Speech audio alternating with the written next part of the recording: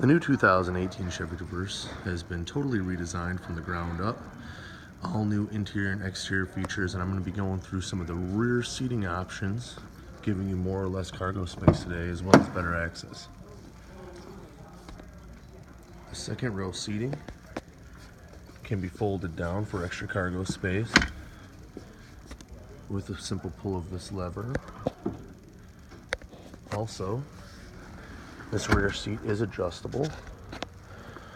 You can pull up on this lever and give yourself more or less leg room depending on how large you are in the rear seat. Thirdly, the handle here on the back can be pulled, allowing you to slide the second row seat up to give you more and better access to your third row seating.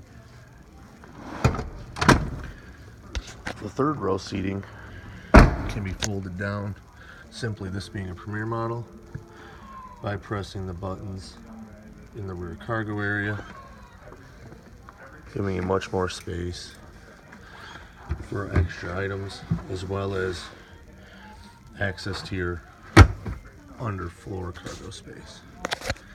As you can see, plenty of space in the new 2018 Traverse,